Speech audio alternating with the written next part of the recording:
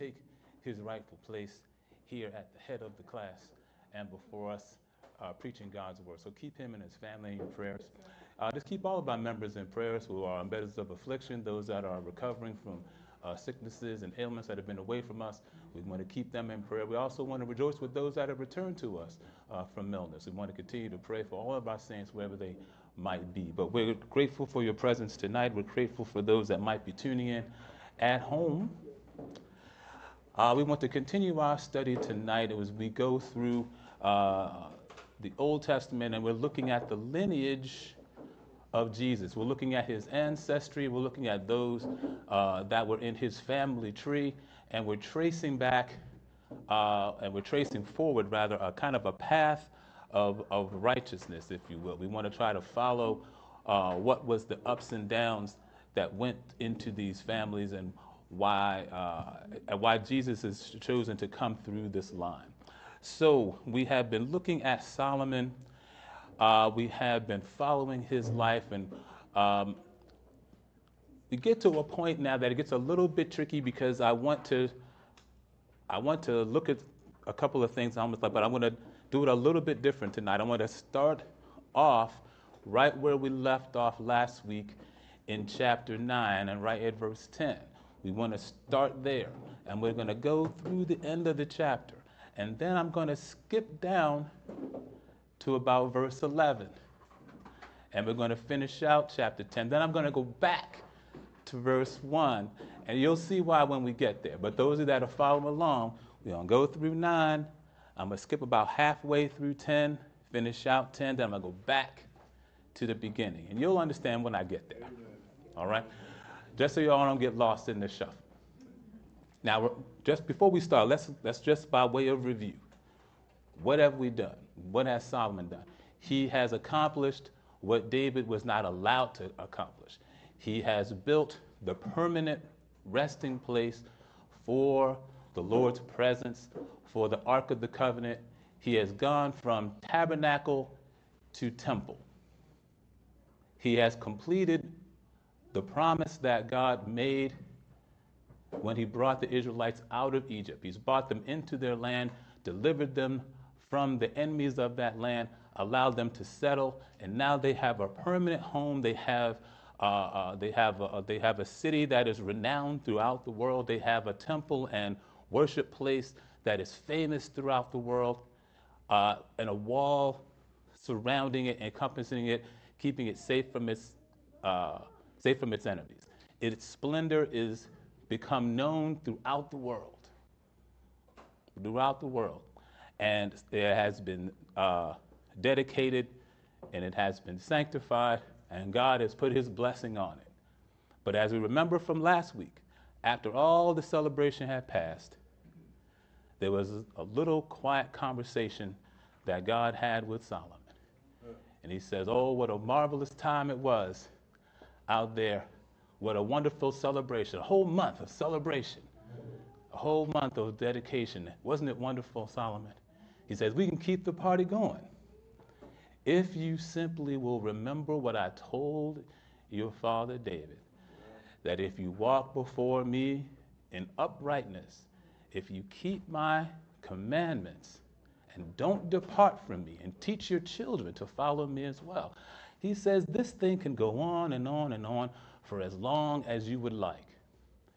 And he said, but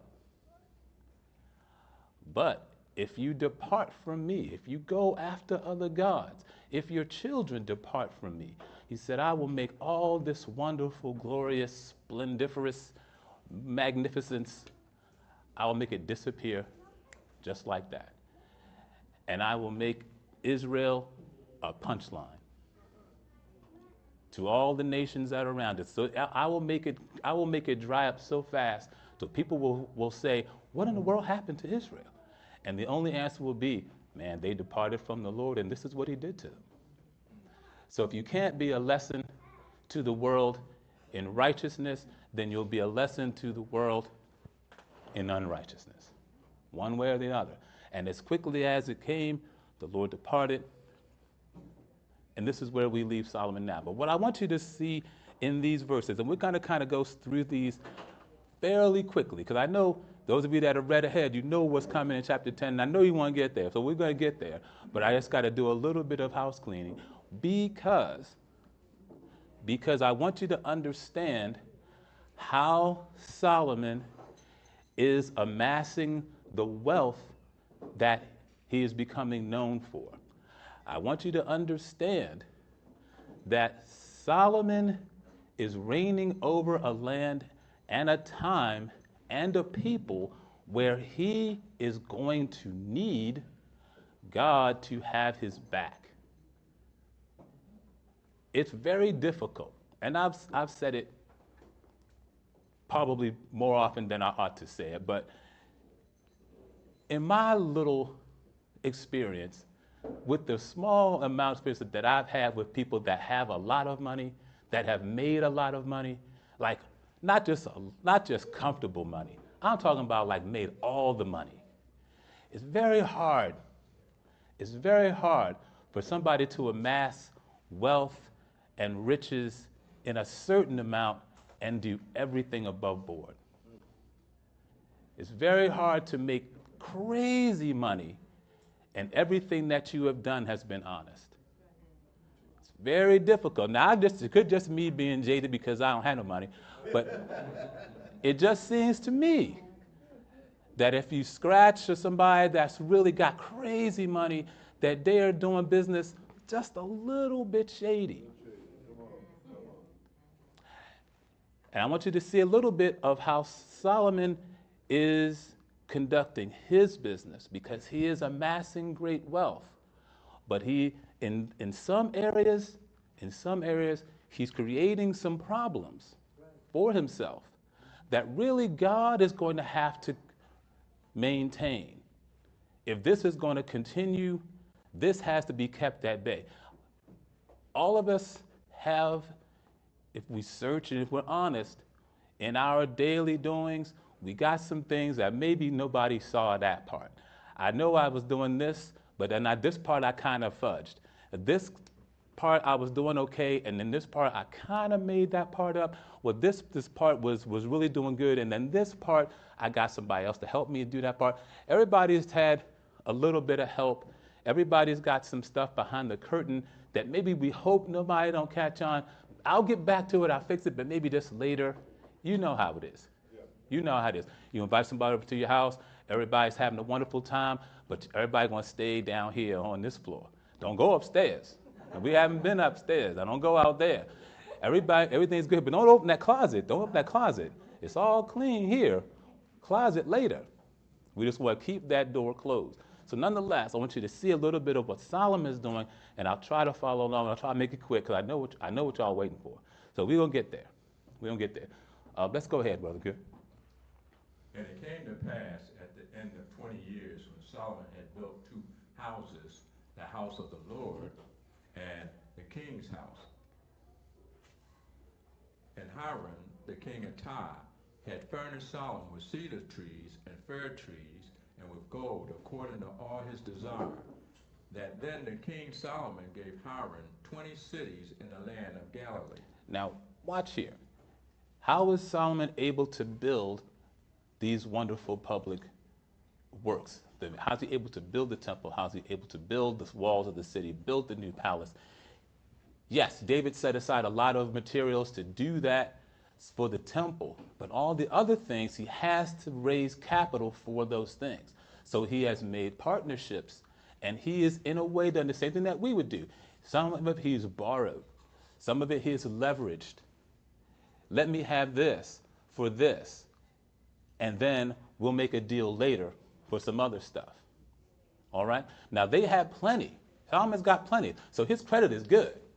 His credit is good. And people can't wait to do business with Israel because they know God's with them. They know that they're prospering. And we want to be a part of that prosperity too. So we see already, here we are. Where do we get the cedar that is building all of the insides of the temple? Well, Hiram is a big part of that. So we see a little bit of the back end of that deal, that in return for the materials that he supplied, that he gave Hiram 20 cities in the land of Galilee. Sounds like a pretty good deal. Let's see. And Hiram came from Tyre to see the cities which Solomon had given him, and they pleased him not. And he said, What city are these which thou hast given me, my brother? And he called them the land of Kabul unto this day. Now, it struck me for a minute too, but this is not the Kabul that is, of course, the capital of Afghanistan. But this is even more telling, because the translation of this word Kabul is basically useless. The land that he gave Hiram in exchange for the materials were not even really cities. They were just places, you'll see in a second, they were places that Solomon basically used to store things. They were sites where you ever see a construction site where they're building something great over here, but over here all the trucks are parked, and there's a fence, and then there's a trailer. That's basically what these cities are. They are not cities. They're basically, to use today's language, they're basically just settlements. All right? So when Hiram sees them, he's like, oh, come on, man, really? You got me on that one. You got me on that one. Let's see how it works out. And Hiram sent to the king 60 talents of gold. So he still paid for them. Even though he was like, man, you got me on that one. You got me on that one. But still, a deal's a deal. And so he basically still exchanged with Solomon this amount of money, this 60 talents of gold. If you put it into modern money, it's like $150 million. So he still paid for the real estate, even though it wasn't what he was expecting. It's like, okay, Solomon, I see what you did there. I walked into that one. But all right, a deal's a deal. Right? Let's keep going. And this is the reason of the levy which King Solomon raised, for to build the house of the Lord, and his own house, and Milo, and the wall of Jerusalem, and Hazor, and Megiddo, and Gazer. All these are cities that Solomon is going to build up around Jerusalem and around Judea. But how does he do it? You see that word levy? What do we call that in today's language? These are taxes. Now, it's different when you're a king. You don't necessarily have taxes. You have what you call tribute. And you have things that you can just levy against whole nations, so that people will, you have certain arrangements. You know, you can come see me whenever you like, but every once in a while, when you come see me, bring me a little something, and we'll arrange how much in exchange for you being part of the kingdom. So a lot of the things that he built, they were levied against things that were going to come later, and other people's money were paying for them. Okay? Let's keep going. For Pharaoh, king of Egypt, had gone up and taken Gezer and burnt it with fire, and slain the Canaanites that dwelt in the city, and given it for a present unto his daughter, Solomon's wife. Now remember, this was one of those things that Solomon did very early on. To make peace with the land, he took Pharaoh's daughter, he married her. Keep the peace. Keep the peace. So as a present, one of the conquered lands of the Canaanites that the Egyptians had burnt and destroyed, well, he gave it to his daughter for a gift. Now, what kind of present is that, Dad? Not much of one. But you know what? I ain't going to worry about it, because my hubby, he going to fix it up for me. I know it's all burnt down and it's torn down and the fields are covered with bloody bodies and things laying out. But you know what? I'm not worried about it, because my husband got plenty of money. He going to fix it up for me. But that costs money.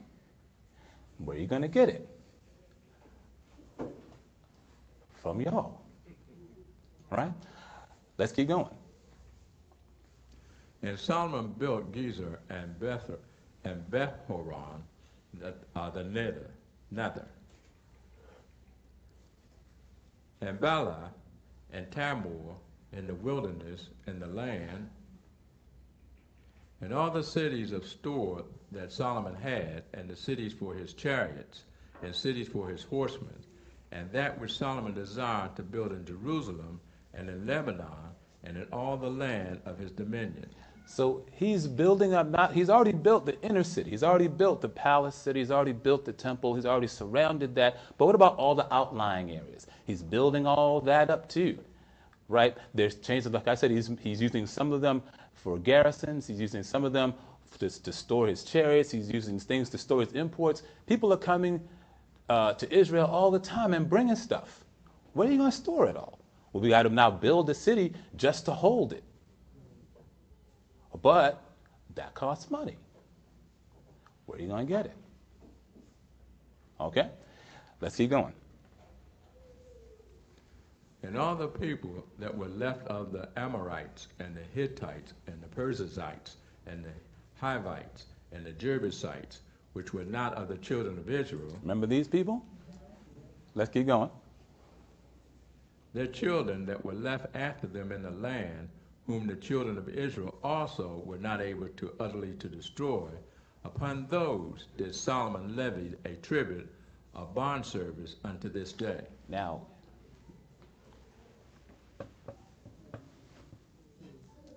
if you're going to build a kingdom, not only do you need resources, if you're going to build a kingdom, you need labor. And if you want to build it economically, you need cheap labor. Or better off, slave labor. So part of the economy of Solomon's building projects is taxes on the people, and for all of the Canaanites who were left that we didn't get rid of. Now, some of them have voluntarily said, well, if you don't wipe us out, we will do whatever you need. So it was already part of the culture, this kind of indentured servitude. And yet he said, let's continue that. Let's continue that. You guys, most of y'all got wiped out by the Egyptians, but those of you that are left, you can work for me, and we'll make sure you're all right. And there'll be plenty of work for your fathers and your sons and your grandsons, because we got a lot of work to do, right? Like I said, Solomon is in the building business, but building costs money. Where are you going to get it? Let's keep going. But of the children of Israel did Solomon make no bondmen, but they were men of war, and his servants, and his princes, and his captains, and rulers of his chariots, and his horsemen. Now there's a section of the population that is being heavily taxed. There's a section of the population that is labor. And there's another section of the population that is living more the royal life. They are living as the king's favorites. Yes, they are part of his armies, they are part of his entourage, right? They are part of his servants, his household. But this is a princely household. This is a regal household. So even if you're a servant, you're living big. Anybody ever see Downton Abbey? Yeah. Even the servants was in tuxedos, right? So nonetheless, when you have a kingdom and one side is living a certain lifestyle of luxury, and you have another side that is living another lifestyle, not so luxurious, can you see what that breeds? A lot of division and infighting.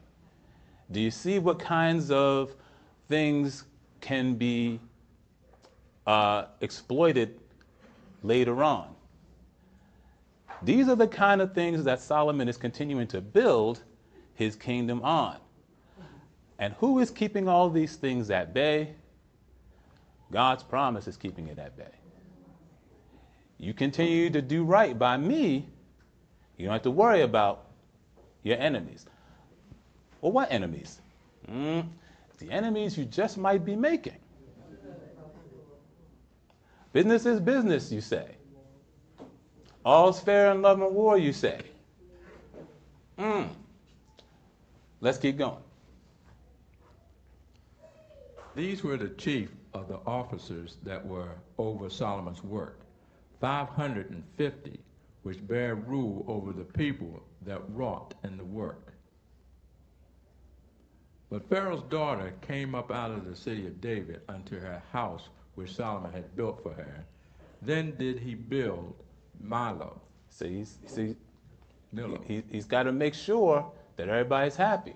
Now I got to make sure that these princes that I made these allegiances with, they don't go back and tell dad that I'm treating them wrong. So they got to be happy with what they living in, right? So when Pharaoh's daughter comes up, oh, where's my house, David? It's coming.